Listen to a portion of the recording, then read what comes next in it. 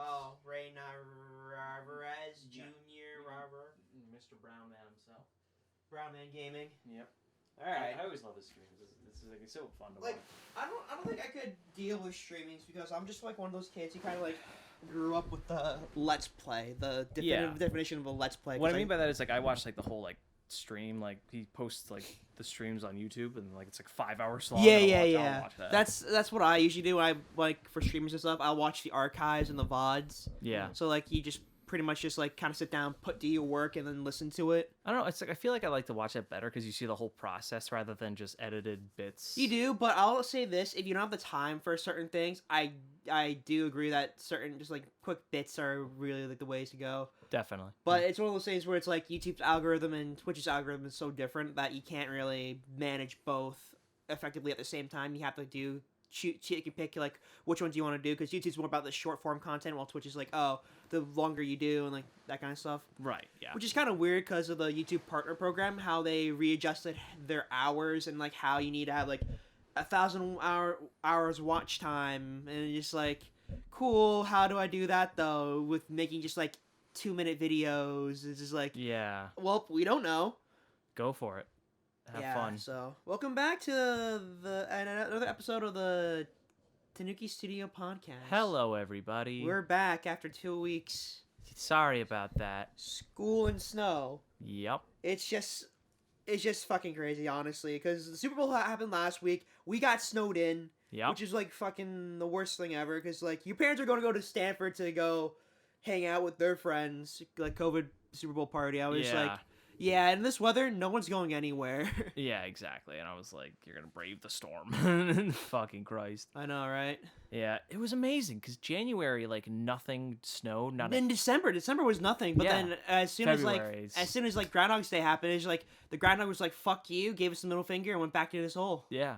Has he ever like done the thing where it's like he doesn't see a shadow or whatever? There's definitely like I think 2019 was he didn't see a shadow. Huh. I mean, it doesn't really do anything, but no, it's all superstition. It's kind of weird because Americans are like the weirdest superstitions. Like, oh, you rely on this little rodent to predict your winter. If you ever played baseball, you know it. You know the superstitions. Like it's crazy. Like that's the most superstitious sport. Oh yeah. Like sports like have like these really weird superstitions. It's like you can't do this. This is before a game. You have to like premeditate and shit. I'm like, yeah, I'm not doing that. I'm not into that, boss. Whatever like tactic you had or whatever kind of like worked previously, you got to do that again and again. Yeah, and again. It's one of those things where it's like it's not like a superstition, more of a tradition. Yeah. Fun. I know, right? But like game wise, you weren't even playing game wise, actually. Yeah. Oh god, just like part-time like Minecraft or Subnautica, just like to pass the time a little bit. Sandbox games, yeah, just because it was like I'll just go on for like 30 minutes and play for like a small amount of time, then go off. It kind of goes on and off a bit. That's pretty good. I'm mainly just waiting for Rise. That is true, yeah. Once Rise comes out, that's a complete different grind. It's gonna take up the entire time. I think to myself like I should go back to playing Switch again, but I'm like at the same time like I'm gonna get distracted so hard because of school, and I can't do that right now. I know. Yeah. But like once it comes out and like probably spring break, I'll probably take a little bit of time off. But I still have like a lot of work to catch up on in my animation class because all my other classes have been getting in the fucking way. That sucks. But it's like whatever. I've been playing the Persona series again because I got 4 when it was on sale in December. I was like, oh, I'll play through 4 and see how it is. And there's like story pacing wise, it's a lot better than 5, just because 5 just feels a lot bigger overall. So I'm kind of like, I'm already halfway through the story of 4, so I'm like, yeah, I see the improvements from 4 to 5, but like 4 is just like one of those timeless classics, like they get you right into it, and like you're on your way to like doing the story. Get you going. But I also been writing the Fate D&D session that I want to do over the summer. Yes, that would be so much fun. It'd be really cool to incorporate some like 3D aspect to it, like 3D modeling. Be like, oh, we do like Cinema 4D, but like create buildings and stuff. Like, here you go. This is your room. So the way I'm structuring that right now is that it's kind of like it's similar to Persona, where you have a time block associated with it, but on certain like within the certain like overall story, right? Certain things will happen depending on where you are. So I have to write out like, okay, if you have the options to go here, here, and here. and then to basically, depending on where you go, you meet this different person, and then you do this storyline or whatever, which is like what Fate is really, because it was the visual novel, and like all that stuff is like routes, so you kind of have to deal with like, okay, if the player does this, you have to do this, this, and this, or like game over. Mm-hmm. I'm still figuring out how, like, if you die somehow or your servant dies, how do you transition from that point on? Does the game just end, or how do I get the story point to be like sort of that kind of thing? Right. But yeah, I've come up with a pretty decent plot twist though. I do think that this is probably gonna be one of the bigger things. I do think that we're probably gonna have to rearrange the content schedule for the studio, just because like I do think the Hades project in itself should be. I think we should do 6 months one project, 6 months the other one, and Sure. then micro projects in between, whether it be the podcast, animes reactor we still need to do, but like we're gonna nick that in the bud for now. We're until we have more time in the summer, Yeah. and the Fate's gonna be like on hold until like we actually put out the Hades thing, which is like one of those things. It's like we technically only worked on the Hades thing for like 4 days, and we're pretty much we're pretty much almost done with the boards, Yeah. and I'm happy about that. I do think that if we were in school and we were able to do everything like full time, Yes. we would have all this extra time to kind of sit down, hammer it out, and then start. In the summer, physical we'll work. be able to do a lot more. Yeah, Because I won't be. I'll be doing like mainly just like I'll only have like 1 or 2 summer classes, and that won't take up a lot of my time. and then we have the entire weekends. Yeah, and then we have all the entire weekends. It'll work fine. Yeah. And it's just like we over the summer we'll have like so much more to do. It's like perfect. And it's also one of those things where I don't plan on going on back to my the cashier job, just because like timing, like framing and stuff, because like I'm just like I make a lot more money with less hours at the delivery job than I do for cashier, because that's minimum wage, but like with the delivery I get paid tips and I keep the tips. Oof. Yeah, it's big money brain, big brain plays. Mega mind here. Yeah, It's big fun. IQ. Biggest IQ. Oh, Jujutsu Kaisen, did you see episode 18? Oh, fucking course, yeah. It was a bit short though. I felt like went by pretty quick. Yeah, I do feel like they're trying to wrap it up, because it is 18 and they have like 6 episodes to go. I do Yes, think and they got a lot to do. They want to save like the last 2, I think, for like wrap up shit too. Well, it's 24 episodes. Oh yeah, it's 24. Then they have 6 more. They have 6 Yeah, more. 6 more. Yeah. So I do think they want to save like the final 2 for like one big fight scene for the second last episode, then wrap up for the. Yeah, because from this point on, I think it's like all pretty much fights. Yeah. It goes pretty fucking crazy. But yeah, I mean, this episode was solid, and the last 2 episodes were like fucking woo. But yeah, this one is definitely like more of like the villains are here. Yeah, here we go. Here's the villains. And we're off. Here's a guy with horns and a bag for his shoulder. I was thinking like there's so many new manga and anime out now where it's like the story is more horror centered. Like you see Demon Slayer, Jujutsu Kaisen, and eventually Chainsaw Man, but they're all like focused on more of like the horror aspect, and they all do extremely well. I mean, like Demon Slayer is obvious enough. Yeah. And Season 2 got announced too. So, yeah, I saw it this year. I was like, what the fuck? I was just like, yeah, it makes sense. Demon Train did really well. They might as well do number 2, next arc. I mean, come on, keep going. Because after like the train arc, it's the red light district. Then it's the sword village. Mm-hmm. And then after that, it kind of blurs together. Because then they do like some training, and then they do some like weird training thing, and then it's the final arc. I'm like, okay. Yeah, I'm like, okay. It was kind of Neat. weird, but yeah, it was really good.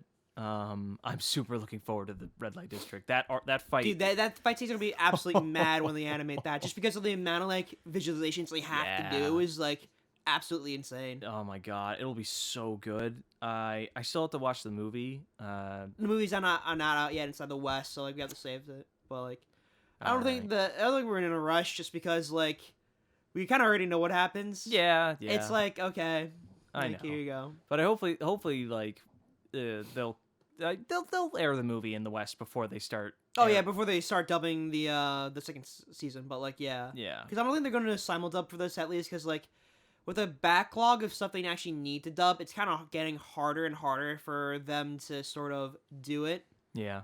And I do think that overall, I think dubbing as a whole, like as streaming services like expand out, like they need to realize like, yeah, you can't just keep doing this over and over again, because you're going to tire out your staff as well as like your workers. Yeah. Because basically you're working week to week to translate and to put into context into English translation, and then record it with actors, and that probably would take the That was like a very 2 to 3 days of it, Yeah. and you have to release it by on the same day Yeah. No. or like the day of, and just like really, it's like come on, like you gotta. It needs to be a period by period. Yeah. Type thing. I mean, that's the whole problem with Dragon Ball Super was. It was just like there was no like breaks, and then they just had to do like yearly sort of thing or whatever season. Yeah, it's seasonal. It became like it was getting harder. It's harder to like keep up with the pace of it was coming out. Yeah. That's why like I think One Piece is like a decent example of like how to kind of hit pause on something and still keep it going. Like 1 or 2 filler episodes, not that bad, just because like the Zoro filler was really good, really animated, because it was really testing the animators and the animation and writing skills of the team rather than relying on the story. And that's what I do like for that kind of filler. It's just like that Zoro filler with the Wano arc is really good because it's 1 to 2 episodes, but it still keeps up with the pace of the entire thing. Yeah. I've also heard a discussion-wise, like people were comparing older anime to new anime, and we're just generally saying like, oh, which is better? Which is something you can't really do because you can't really do that because you're comparing apples to oranges. You're comparing decades old work to something that's newer and improved. Both served a different purpose at the time, and both do extremely well in certain areas, and other areas not so much. It's very much like you can't, because if we're just basing it off story alone, that's still like. It's still both the same. It served a different purpose because before there wasn't as much of a big popularity for anime, and so series wouldn't, can't really they have to milk like the fucking series for a long period Dragon of Ball. time. The entire arcs are basically filler at certain points. I mean, that's like Bleach, Naruto, One Piece, even like they all had sort of like this filler thing, but obviously there was some good and some bad. But nowadays, like authors could be like, all right, series is over, done, on to the next thing, and it's like that's cool, and like that's great, but sometimes you kind of miss that sort of thing where you get to know the characters for a long period of time. But at the same time, it's like it becomes a much more like solid story in the end. I definitely remember going back to Bleach when I stopped at the Rancor arc because I was kind of done at that point. I was just like, it's taking forever. I'm gonna wait and like come back to it later. And then I watched Final Arc. I'm like, okay, it's a good wrap up to the story. It's just not probably fans of the manga are probably really disappointed just because how they ended it. Yeah, because it's very open ended. It's like, oh, he just goes back to being a substitute Soul Reaper. And I'm like, okay, that's fine. It leaves open to like more movies, I guess. But like, and that's what I think they should do. Is like I do think like a bunch of the last couple of things should be like kind of specialized in some sort of way because it is the finale, It is. I really do think that for the finale of One Piece, they're gonna go really big and go make a final like a big movie production scale of it. I think they should. I honestly think like the old joke 6 seasons in a movie. I feel like they should really end it off with a movie. I mean, because it's one of those things where it's like if you end it off in like one singular episode, then it's kind of like okay, but if you have the time and space for a movie, it makes a lot more sense, and you have a lot more production time to do that and make sure like everything's up to snuff. Well, the argument could be the fact that because we all know that the final arc's gonna be fucking massive, and to fit that into a movie format. Oh no, I'm talking about just the last couple like 5 episodes or so. Basically, like, you can't have part of the series, but, like, if you want to watch the final battle between, like, Shanks and Luffy, because you know it's going to happen. Oh, yeah. You know it's going to happen. Luffy's going to have to stand up and fight against Shanks. That'll be, like, the second to last thing, I bet. Pretty much. And then, I guess at the end of the movie, pretty much Luffy become king of the pirates and, like, him settling all, like, his, like, life story and whatever. We got to go through, like, 5 final bosses in that fucking arc. I do really think that... Because, like, Cyberpunk Zero is, like, inside the... They're there. They're there. So I do think they're going to take the opportunity to, like... take care of at least one one emperor. They're probably going to kidnap Luffy. I have my theory about that. Is like they'll probably either kidnap Luffy or Nico Robin. And no, that's over. I don't think they're going to do that. I think they're going to try to assassinate the emperor because it's really we already did the thing with Nico Robin. It's just like why bother? Well, because they have the poneglyphs now. They might have the last red poneglyph. I don't think they do though. Are you sure? Because I really don't think they do. I think that's why they're like. You think the world government would have their own researchers to decipher the fucking poneglyphs? Well, they kind of want to. Well, you know what? You're right. Because they don't want anyone knowing. So exactly, they would just kill her and be like, yeah, or just not even tell her in the first place. Or maybe they'll God. I mean, I guess what they could do is like what I'm thinking is like they could execute Luffy back at forgot the name of the place. Logue Town. Not Loketown. Yeah, that's Logue Town. No. I mean like up in on the Red Line. What's the name of the place? Oh, the Navy base. Yeah, the like where the dragons are. Fuck. Oh, yeah, I know what you're talking about. Yeah, I don't think that's gonna happen. Because eventually though. they have to go there because like everything's building there and they've got like a lot of people that they need to go. And you obviously they show the chair. They're like you gotta, eventually they'll have to go back and deal with the Navy because we have so many unanswered questions with them and they're like the biggest threat aside from the Emperors, but and Blackbeard. Yeah. And Shanks. Yeah. And Meathawk. And and Enel, but he's not really. Yeah. He's just I'm just like, okay. Yeah. It's 2 more years. Talk about an arc that like could have been a movie and like didn't really need to be there, but it was still really good. Yeah. That was I mean like you could say like, oh yeah, there were so much things like hinted with that arc, but I'm like not really in the end game. Nothing really. At the end of the day, you're kind of done with it. Yeah. It's like one of those things. It's cool, but it's like And that's the thing, like in general with I think filler arcs, tying it back, is that they're good, and at the end of the day, if they're entertaining, it's not a big deal. But it's definitely like you could take parts out of certain pieces and and definitely skip them and trim it down. Yeah. But I mean, because the first 5 minutes of One Piece anyway is basically just recap. Oh, it always is. It's basically just recap. There's nothing new in the first 5 minutes. If you jump to the like same footage every 5 minutes, I was thinking like to myself, if someone could go in, and it would take forever, but if someone could go in and take like the first 5 to 10 minutes of every One Piece episode out and then just glue them all together. Yeah. The ultimate One Piece recap. Dude, that would be so like that would be for one thing that'd be extremely tedious and annoying. And two, I don't know if it'd be legal. I don't think it would be very legal, but it would be nice to be like, this is like from start to finish, no repeat of any footage. Okay, so let's say by the end of this year they'll have like 1,000 episodes. Yeah.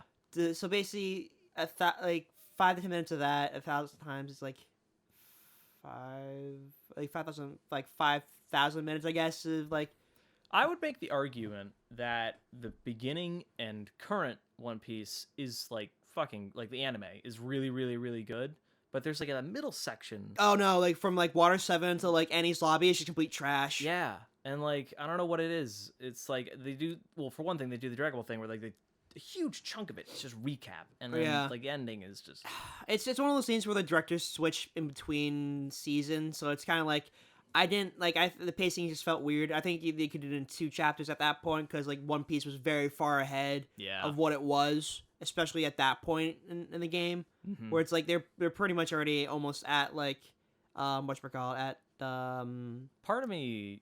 Oh yeah, they're already at Brooks' part about that. But I was like, they might as well just kind of completely overhaul and quickly animate everything. Yeah, part of me kind of thinks like they should go back and reanimate it in the new style, but I'm like that's. No. That's a dream, but that's not gonna happen. And like that's why I'm thinking like they should just because the old animation was not great. It's a product of its time. It's one of those things where it's just like beginning of it's pretty good. I think the middle half is kind of meh, but then like when you get to like from like New World on, it's pretty good. Yeah. No, it definitely gets better, but it's just that. They just ran out. They just were trying to catch up, and that's the hardest thing. Speaking of like old and outdated TV shows, I was watching American Dragon Jake Long. Oh wow! I've always wanted to kind of rewatch that and see how good it was. It's like some of it's still pretty good. I would say like solid 7 out of 10 for majority of episodes. Okay. But then like you got to the second season, which completely like overhauled the style, just because like it was a different producer and like different person directing it. It was the guy who directed You Made Kim Possible, I guess. I think. Because like that's what Disney wanted. Because I think at that time they canceled Kim Possible, but then brought it back. So he left, and then another guy took over. So they completely overhauled the style, and I do think like some of the majority of the episodes are still pretty good. It's very consistent in like what it tries to offer. But I do think the biggest episode that I got out of it was the one where like it's like take your kid to work day, and the dad takes Jake to go to do what he does, and then at the end you kind of see their like day out because like Jake realized like, oh, family's important, blah blah blah. You kind of have to manage that, and just like Yeah. and then just like there's a quick little thing being like, yeah, in the future he has his own son and like they're doing the same thing. It's just like, oh damn, that hits hard. Aw. That hits hard That's cute. because you don't expect it. Because like then Cats in the cradle and the Yeah. silver spoon. Little Little boy boy blue and the man man in the moon. I know. When but- you're humming homes and it don't know when. Yeah, but like majority of the time though, like the animation's still pretty solid. I do think that it's 2000-ish animation, but like it's digital, so you don't see much. But there are some things where it's like some cuts don't line up properly, where Yeah. some things pop in and out of frame, and I'm just like, oh, what? They're like they literally just pop into frame, and then they're like, what? What is happening? I know. It's like something along the production line didn't go well, but I think that's the majority of the first season's problems. Because like second season was pretty consistent. Okay. Yeah, it's technically better. Yeah. That's nice. I'll say this, like cartoon wise, 80s and 90s is probably the best for Comedy? for Cartoon Network, and then yeah. 2000s was Nick and Disney. Yeah, I absolutely agree with that. Because in 80s and 90s, like growing up, Yeah, Johnny Bravo, Dexter's Lab, Samurai Jack, Ed, and then Eddie. Ed, and Eddie, Powerpuff Girls. Powerpuff Girls, yeah, A a lot of Gendy Tartakovsky stuff. Like, Yeah, man, Gendy Tartakovsky. he was Holy shit. basically the powerhouse of the studio at that time. And still even basically. then, like they had like Clone Wars in the 2000s, which like really helped them out still. Oh yeah, the 2008, yeah, the Clone Wars. Yeah, yeah. But yeah, and then Dave then Filoni. fucking Avatar came out, and I was like, this shit's the best. I gotta say, like, I enjoy the Avatar writing, but I do kind of I like the slice of life shit. So it's like Yeah. I don't necessarily like the entire like continuity of like Mm. every single episode. Because if I just want to watch one episode and like laugh, I'd rather do that than watch like 10 episodes and like get to the point of a joke. You know? Yeah, true. It's in the investment. If you have the time, then you could spare it. But it's like definitely, you gotta like. It's kinda like brace the yourself. cabbage man joke, right? My cabbages. Yeah. It's like you won't get that unless you watch the episode where he first appeared in. Like this is a recurring joke. It's like if you're a newcomer, it's like a 3 out of 10 for the joke. But if you're someone who's always seen it, it's like Who's it's watched like it before. a It's like, yeah, you understand. Like, yeah, I like this. This is funny. yes, ha ha ha. Oh, it's that guy. Ha ha ha. It's Cabbage Man. Yeah. It's like the joke with Sanji, where it's like the posters are always like Yeah. incorrect. Or, Yeah, it's always an ugly photo, and then until like you get to the Vince Smoke arc, everyone's or- like, or, oh, like this Zoro is- gets lost all the time. Yeah, it's one of those jokes. It's like you don't really understand it unless you really watch One Piece. Like, Yeah. Exactly. it's one of those things. It's like kind of depressing, but then again, it's like, oh, who cares? It's fine. Speaking of slice of life, I read all of Horimiya in Oh, the majority of it's out right now. yeah. I read all of that. And it's fucking awesome, in right? in the span of it's- 2 days, it's I read really all good. of it It's from really good. nonstop. Oh my god! I'm like, I'll just read like first chapter, see how good it is. And then I do think that Cloverworks has done really good this year, just from right off the bat with Wonder Egg Priority, which we watched together first episode, Yeah. which you liked, fantastic. and then Horimiya, which is one of probably the best rom coms of the season, because like honestly, screw consensual quintuplets. Like honestly, it's such that show is Yeah. kind of hot garbage at certain points, and like I don't want to deal with the melodrama, but like. With this one, it's more like kind of realistic, and that's why I Yeah. do think that does really well story wise. Is it makes it kind of really realistic. It's not like kind of like the boy meets girl like instant love thing. It's like they grow with each other. They're figuring out the Yeah. feelings kind of thing, which I enjoy. I do too. I like the characters. I think everyone plays a great role, and everyone's just super funny. It's everyone around the board. Like there's Yeah. some characters I'm like, oh, I don't fucking care about this side plot. In this show, it's like I actually care a lot Yeah. about every single. It's one of those things character. where it's like all characters feel fleshed out enough to like you want to care about them. I do say like I hate Raimi just because it's like the Oh, yeah. little sister character, just because like she's just a bitch and I have to deal with. She was a bitch in the beginning, I thought, but then over time she got better. I do think and- the author probably received some comments about like her and like how she acted and being like, yeah, you gotta kind of. That it was like, yeah, you gotta do something else with this character because they don't like it and like that kind of stuff. And they then, really, I think they changed Hori and Ikumi's. Is his name no, it's Izumi. Izumi's character. I think they switched them because before Izumi was like this kind of bad boy. I thought, no, and Hori so, was kind of like this like. So that's kind of the thing. It's like you can't judge a book by its cover. Where it's Yeah. like, oh, you think like in the first episode, you think like he's an Miyamura otaku and is an she's like otaku a and popular she's like girl. the popular gal kind of character, but like no, she's like the stay-at-home kind of thing. Like Miyamura is like an actual fucking idiot, even though he has like glasses, fits all stereotypes and stuff. Yeah, yeah. But it's one of the, but like that's one of the main messages. You can't judge a book by its cover. Mm-hmm. Because like, especially like with the tattoo scene, and it's just like Jesus Christ, are you just stupid, Dude? It was so funny because like throughout the entire series I read it, I was like, when the fuck is Hori gonna meet Izumi's mom? When is this gonna happen? Oh yeah, It's 100 and chapters in. and then she just appears at his house the other day, and he's like, I'm doing the laundry, and he's like, I do think they want to focus on Hori's parents though, because they're probably the more eccentric ones, because like I love the dad. He's so funny. And it was weird because I thought the series was gonna end because it was like the 10 years later thing, and then the 20 years before. That's like a little like quick little like side story. At first I was like, what? But then I'm like, okay, never mind. It's back to your regular scheduled programming. I was like, that's kind of cool, but I thought they always do like they always do the 10-year later thing. Oh yeah, they always do the 10 years later, like at the gap kind of thing. But like you understand that. Yeah, but they left it ambiguous enough where you don't really know what happens. Yeah. But obviously they're still together, so it's like, you know. That's probably the big thing that you get back from it. It's like, yeah, they're still together. So, yeah. Talk about fucking depressing things to talk about like a Valentine's Day is to have no girlfriend. Talk about rom-coms. Davis, no. All right, please. Charlie. Top 5 rom-coms anime. Top 5 rom-coms. Oh my. Well, you think I'll go first then? Yeah. Fifth one is Clannad. That's because it makes you cry. Toradora is really good. Horimiya is probably top 3. Then you probably have Zero no Tsukuma, which is familiar with Zero. That's a really good, like, magical rom-com kind of, like, trash that I like. Mm-hmm. And then number 1, I would probably have to say... No. You know what? I'll make Horimiya number 1 right now, just because how like, the aestheticness. Zero to Tsukuma at 3, and then for 2, I would say... I'm thinking of it right now. I forgot what it's called.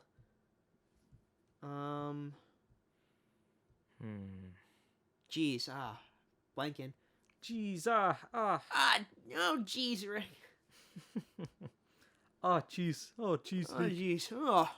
Jeez, Peter. No. Hey. What? The second one, God. I'm trying to think. It's like. I'm gonna look up some just real quick so I can remind myself, because like I don't know the names of them, but I remember like what they're about. Yeah. I like this is my weak spot. God. I like big dudes punching each other. This is you know what? 3 would be the Kaguya Lovers War. 2 would be Zero no Tsukuma, and then 1 would be Horimiya. There you go. That's my top 5. All right. Let's see. But I do think, like, overall, I probably think there's a lot more manga that I read that's more rom-coms than, like, actually, because, like, majority of the shelf right here is rom-coms. Yeah. So, like, pretty much, the Beautiful Boss, Takezawa-san, that's rom-com. This one over here is like, Would You Still Love Me If I Was a Pervert? That's a harem rom-com. Then you have, Takaraji, TC Master Takagi-san, which is a rom-com, and then you have Amano, it's full openings, is rom-com. Yeah, and then you have My Senpai's Really Annoying, which is by Shiromance, probably the best like actual webcomic artist in my opinion. Like Shiromanta is definitely deserving of like an anime at this point. Oh yeah, I'm sure. Because it's one of those things where it's like it's such a different flow to like what you usually read, and like you see a very vast progression within his like art style and stuff with his colors and everything. Mm-hmm. It's one of those books like I'm just like, yeah, I'm really excited to see the anime, but it kind of deters from the coloring of the original webcomics too, just because like you need to keep it like the lighting consistent. I really do think that's where it's gonna fail as an anime. Is like the bright feeling and lighting is gonna suffer. Okay, so I have a list here. Okay. Of You're my anime list. Popular anime or rom-com anime. And now I will list off the ones... I'll first list off the ones I've seen from this list. And I'll just... Well, you want me to just like list the ones on this list first, and then I'll say like which ones I've seen? Yeah, I'll like... That's a good talking point. Let's do that. Okay. Number 1, Lovely Complex. Never seen it. Never heard of it either. feel like I read it, but And then number 2, you probably heard of this one, Orion High School Host Club. Oh, or in High School Host Club. Yes. Yeah, this one I liked a lot. That's fucking yaoi bait. That's pretty good. I like the anime. Hate the fan base. I'll say that. Itazura Nakis. I am butchering all of these names. Actually, start picking the ones that like you actually seen. Let's go. All right, so Nisekoi. I've seen this one. Nisekoi, that's a good one. That's a definitely good one.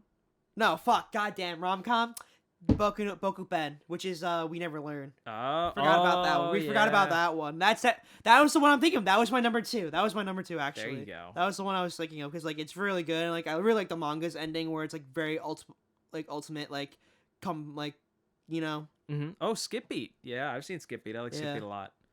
That's it's a very confused. Well, it's kind of confusing because the main character kind of goes into her own world a lot, but I still read it. Yeah. There's Nana. I haven't seen Nana. Nana was pretty good. I enjoyed it. I'm sure. Because they're all really good.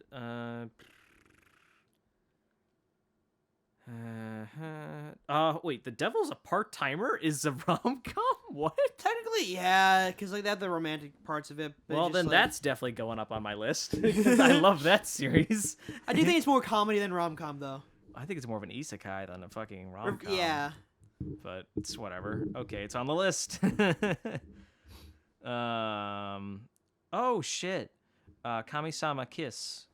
It's the one with the Fox Boy. Yeah. I like that one a lot. Yeah. That one's really good. Oh shit. Jitsu wa Watashi. Well, I can't fucking pronounce that. You do it.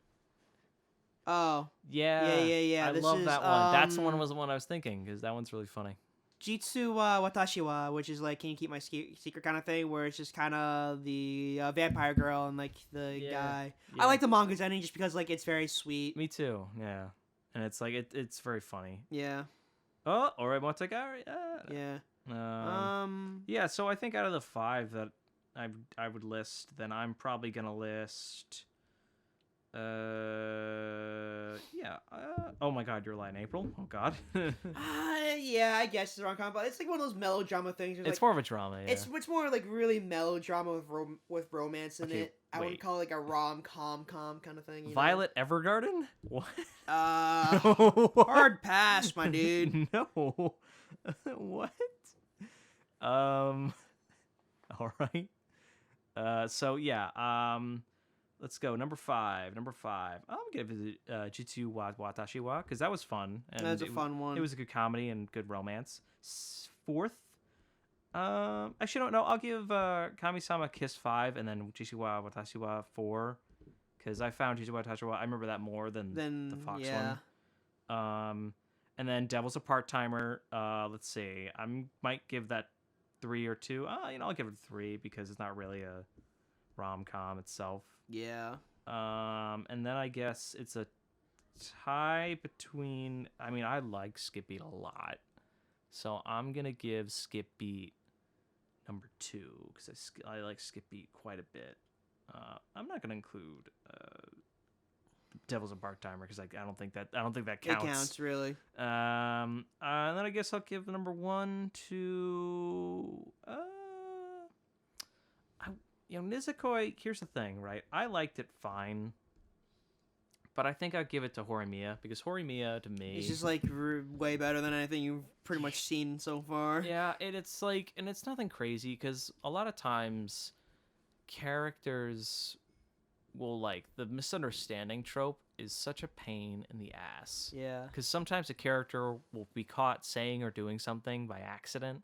Yeah. And then that'll just be the problem. Be like, even inside Horimiya, it's just kind of the one and done thing. It's like, yeah, he explains himself. Yeah, and it's like, that's so much fun. It's like so much better for having that. And so yeah, I'll give it to Horimiya because I'm annoyed at that trope. And yeah, it was just like 5 minutes out of my life. I'm like, okay, that's fine. Yeah. But in other animes, they'll make like a whole like spiel and bang out of it. It's like, they'll build it up over time. The whole melodrama. I'm like, God, can you please do something else, please? Just talk for like 2 minutes and they'll explain each other. But yeah, I like Skip Beat mainly because it's just kind of, I don't know, it's like the only acting manga for one, besides Act Age, but... That got canceled. That's never going to get an anime That's never going to get an anime.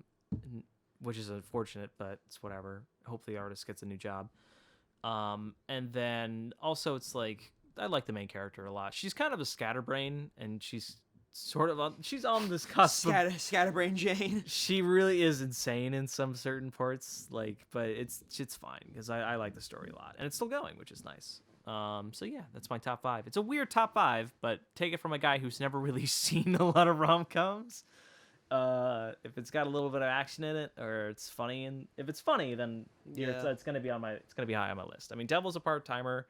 The only reason I didn't really put it up there because one, I see it more of as an isekai than a actual fucking rom-com. Yeah, I see more of like a comedy thing. Yeah, like overall, besides a rom-com, because like there's a main like love interest, but it's just kind of like he doesn't really notice it, and like that's kind of the doofus part about him. Yeah, and like that's the only ones that I'm really familiar with. I mean, an Orion Horse Club, Horse Club, yeah, Orion Horse Club, Host Club. Yeah, I thought it was good, but I don't know. People like it was only like one season, and then I was like, okay, well, that's it. The one and done kind of thing. Yeah, and I'm like, well, it's fine.